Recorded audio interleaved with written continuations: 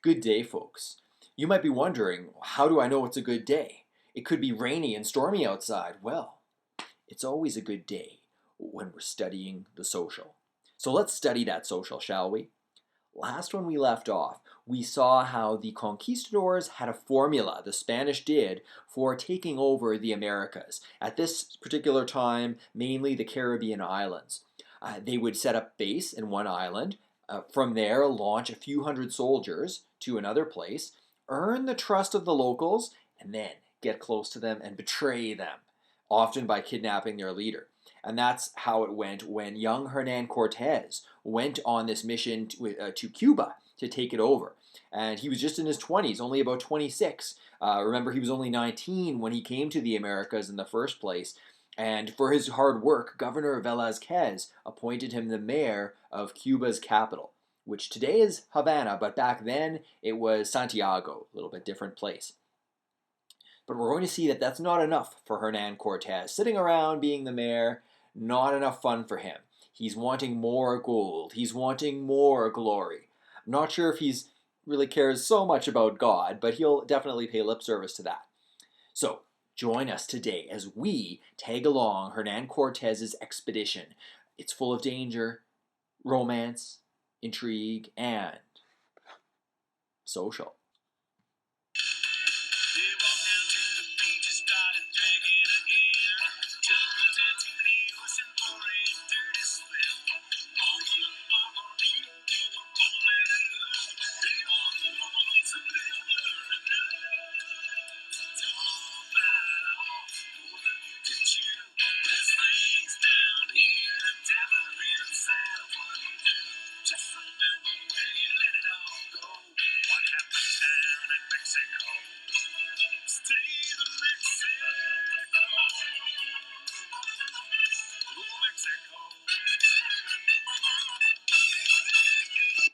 Okay, that was Toby Keith's What Happens in Mexico Stays in Mexico.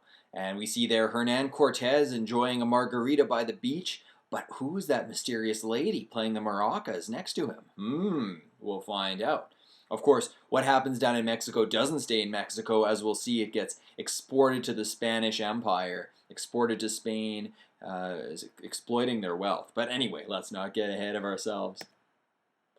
Okay, so this expedition, how did it go? So, Cortes was sent to explore and control Mexico. However, his expedition was getting kind of large, and Velazquez thought, ooh, what if Cortes ends up becoming more famous than me? Maybe I should lead the expedition instead. But Cortes, he knew this was his chance to hit the big time, and he left anyway, even though Velazquez had told him don't go. Ooh, yeah, the stage is set for a conflict here. So he had 11 ships, 500 men, 13 horses, and a few cannons. You'll remember 300 men went to Cuba. This is almost twice the size of that. So Velazquez, who led the Cuba expedition, he's going to be small potatoes if Cortes can pull off a conquest. And when he landed on Mexico, he encountered a shipwrecked Spanish priest who had managed to learn Mayan. So remember, the Aztecs spoke Nahuatl. The Mayans were once the dominant civilization in Mexico. They're a little bit more to the southeast than the Aztecs, more where they have tropical rainforest. But yeah, definitely he had learned from the Mayans. There were still Mayans there, how to speak their language. This would be very useful. So here's Cortez's journey. You can see the magenta arrows. So there's the west coast of Cuba right there. So he lands on this island of Cozumel. And you can see right there in the northeast, the Yucatan Peninsula. That's where the Mayans lived. So unlike the Valley of Mexico, which was desert, the Yucatan is very lush rainforest. So they stopped off a few places along the way before eventually heading inland to Tenochtitlan. Take note of this one location here of Veracruz. Veracruz is, where is it on the map here? You know what? It'll show up right. This is Tabasco. Veracruz right there. Aha, I was hiding. Tabasco, we're going to look at what happens there. It's very saucy. And Veracruz, this is actually, we're going to see that Cortes founds this city. Okay, So right now, Cortez, he doesn't even know about the Aztecs, that they even exist.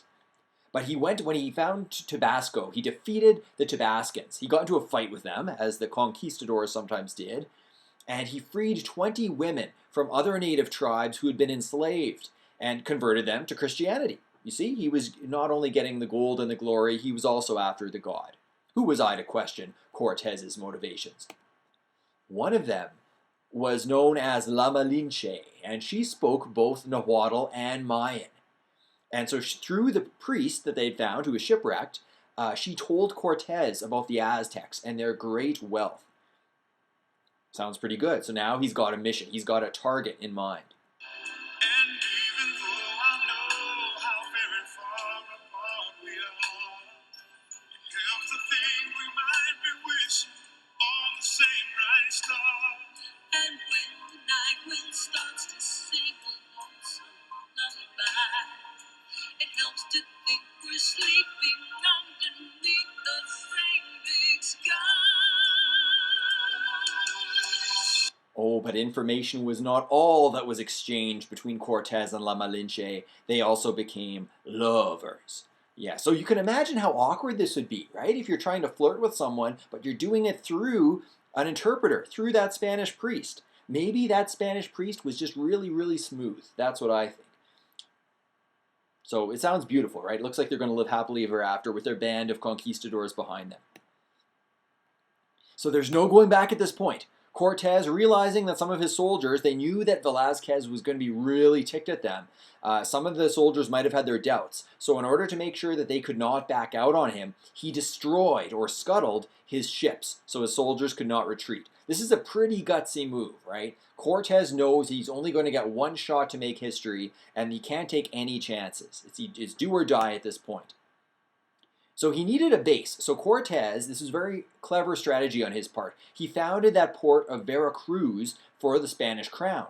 So now, because he was essentially the governor of Veracruz now, he was no longer responsible to Governor Velazquez of Cuba. He was now directly responsible to King Charles V of Spain, or Chucky V, Chucky V, as I like to call him. So this is his way of trying to get out from under Velazquez's control. But we haven't seen the last of Governor Velazquez. Of course, you may have heard of scuttling from The Little Mermaid, and certainly the seagull hopes that the expedition won't flounder. A little bit of Disney puns there. Okay, so that does it for our lesson. Our activity is a conquistador road trip, where you are going to pack for several items to promote the worldviews of the Spanish, encountering both friendly and unfriendly locals, dealing with the weather, periods of time in the desert that could span great lengths, as well, of course, as spreading Christianity. Okay, so I will see you next time, and I hope you can conquer this activity.